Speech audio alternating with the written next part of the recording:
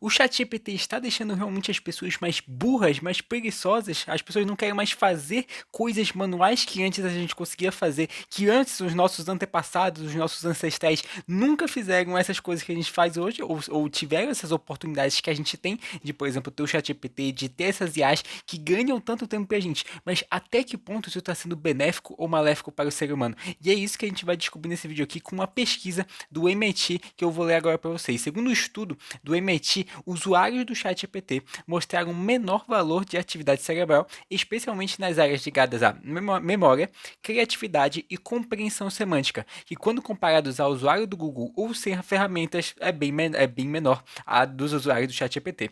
Por que isso acontece, rapaziada? Primeiramente, pelo que eu entendi por alto aqui. Porque quando a pessoa, e vocês vão entender isso também, quando vocês pesquisam no Google, por exemplo, eu vou pesquisar sobre um artigo que eu vou fazer, sei lá, na faculdade, ou sobre algo do trabalho e tal, e você, quando você pesquisa no Google, e isso até 2023, até o surgimento do ChatGPT, era assim, você tinha vários tópicos ali, você tinha vários sites, e você tinha que checar a veracidade da fonte, você tinha que checar se aquele site era confiável, você tinha que checar se aquelas informações realmente eram verdadeiras. Então, você não só chegava, copiava e colava, confiava em uma IA, que obviamente tem um banco de dados muito, mas muito alavancado, tem muito bom banco de dados, mas obviamente não confiar de olhos, tipo assim, cegamente aquilo, e obviamente eu tenho que ter aquilo, entendeu? Então, no Google você tinha muito mais esse filtro. No ChatGPT não. No ChatGPT você praticamente só copia essas coisas, você só copia os textos que ele vai te falando, assim, torcendo para que aquilo seja verdadeiro, torcendo para que aquilo seja alguma verdade absoluta que você também não sabe. Porque, obviamente, você pode checar a fonte, você pode perguntar para ele, mas no Google e isso é fato, isso não tem como a gente negar, você tinha muito mais essa questão de você ir atrás, você tinha que pesquisar, você tinha que, sei lá, ir pra cima, ver, cara, não, isso não tá bom, isso não tá ruim, aí vai, volta, aí escreve, reescreve. Então você tinha muito mais esse trabalho, digamos assim, esse trabalho manual, do que você tem hoje no ChatGPT. Então, o perigo aqui nessa primeira parte da pesquisa é a gente entender que será que o ser humano ele tá virando um robô? Ele tá virando uma pessoa que no futuro não vai mais conseguir fazer coisas até relativamente comuns, porque o nível cognitivo dele não vai ser tão grande, porque as pessoas estão simplesmente dependentes de IA como o ChatGPT para fazer suas tarefas diárias, é uma coisa que a gente deve se pensar. Mas eu vou continuar lendo aqui para vocês. Ok.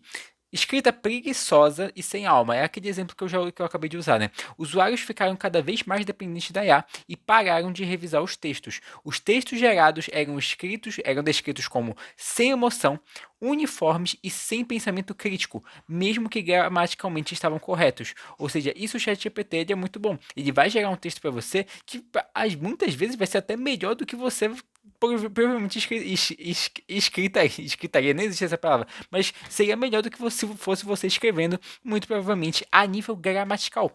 Mas eu acho que tá todo mundo percebendo isso, assim, isso já é, pelo meu ver, isso tá todo mundo entendendo aqui essa parte da pesquisa, tá todo mundo usando mais o ChatGPT que o diferencial tá virando você escrever manualmente, tá virando você escrever de uma maneira daquela que a gente escrevia até 2023, até o ChatGPT surgir. A gente tinha que escrever na marra, a gente tinha que revisar. Aí, por exemplo, isso no caso da faculdade, a gente passava para um professor, ou passava para um trabalho, ou a gente editava um vídeo antes e às vezes só não pedia pro ChatGPT, chat, me dê as 5 formas para ganhar dinheiro e tal. Então, isso aqui, o que a gente percebe é que as tarefas estão cada vez mais automatizadas, e isso é bom por um lado, mas ruim por um outro, porque está diminuindo, de acordo com essa pesquisa aqui, o nível de cognição do ser humano. Então, é mais uma coisa, no caso, eles usaram esse exemplo, e esse exemplo do artigo, obviamente, se você não for tão familiarizado com o artigo, mas ele é um exemplo muito bom porque as pessoas podem simplesmente hoje fazer com o ChatGPT e dane-se, não revisar e tal, e confiar cegamente nele. E, obviamente, é algo que essa pesquisa não está pegando aqui, é algo que ela está desenvolvendo. Baixa retenção de memória. Participantes que usaram o ChatGPT não conseguiram lembrar do que tinham escrito quando precisavam reescrever sem a IA. Isso indica fraco envolvimento cognitivo. É aquilo que a gente está falando, né, rapaziada? Ou seja, se você escreve um texto, ou vamos supor que você, levando aqui para o nosso exemplo no mercado digital, se você é um copywriter e confia totalmente no ChatGPT, sem nuances, pô, eu confio nele, eu vou pegar, copiar e colar. Cara, desculpa, mas você é um péssimo profissional. Porque, cara, você não consegue simplesmente realmente analisar aquilo que ele está falando, dizer, ok, isso vale a pena, ok, não, eu vou pedir para ele reescrever desse jeito, de um jeito mais consultor, de um jeito mais profissional, ou de um jeito mais informal, de um jeito mais formal. Então, se você nem pede, se você nem tem esse filtro, cara, sinceramente, mano, perdão, mas, pô, pelo amor de Deus, cara, tipo, para, pensa no que você está fazendo, porque no futuro você vai ficar simplesmente sem cognição, cara. Então, a sua cognição, à medida que você faz isso, vai baixando a cada dia, onde você confia totalmente no ChatGPT e não para para ver, não para para reler, não para para analisar, que é o principal debate aqui, rapaziada. Não estou dizendo pra gente, eu não estou dizendo, essa pesquisa não está dizendo pra gente excluir o ChatGPT das nossas vidas. Ah, então a gente não vai agora confiar em A e tal. Mas você pode usar elas, mas a seu favor, usar elas para facilitar a sua vida, não para totalmente confiar nelas totalmente e cara, esse aqui, pô, eu confio nele e tal. Tudo bem, você pode usar, mas cara, muito cuidado com a maneira que você vai usar. Se você vai usar de uma maneira que você confia totalmente nele, que você confia 100% e que você nunca vai questionar ele, aí já é uma maneira mais complexa, uma maneira bem mais complicada, que vai o lado da pessoa, do lado cognitivo da pessoa e diminuindo ao longo do tempo. Então, ele fala mais alguns exemplos aqui, que o Google é cognitivamente mais estimulante para você, justamente por causa daquele exemplo que eu falei para vocês, rapaziada, no Google, você acessa alguma informação, você acessa algum site, por exemplo, de tecnologia, e você tem que buscar aquilo por site, e você tem que ler, e aí você vai reler mais uma parte, você vai ler, e você entende aquele conteúdo para ser repassado depois, para escrever em um texto, para falar em um vídeo, etc.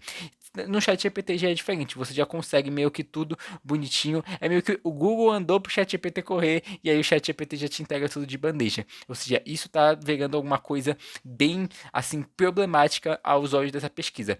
E ele dá um exemplo principalmente de programadores que estão perdendo a habilidade cognitiva de realmente codar e estão dependendo totalmente da IA para fazer os seus códigos, e isso também é ruim, porque o programador ele era uma das pessoas que antigamente mais tinham que pensar, porque ele tinha que pensar se, pô, dava erro, aí dava erro e tinha que ir no Google, e aí no Google e buscava o erro. No Stack Overflow, eu era programador há uns 2, 3 anos atrás, eu programava algumas coisas e eu sabia que a gente ia no Stack Overflow para ver qual era o erro, para depois voltar pro código, aí consertar. Aí quando a gente consertava, dava outro erro. Mano, hoje tu joga no ChatGPT o código, mano, e vai. Dane-se, entendeu?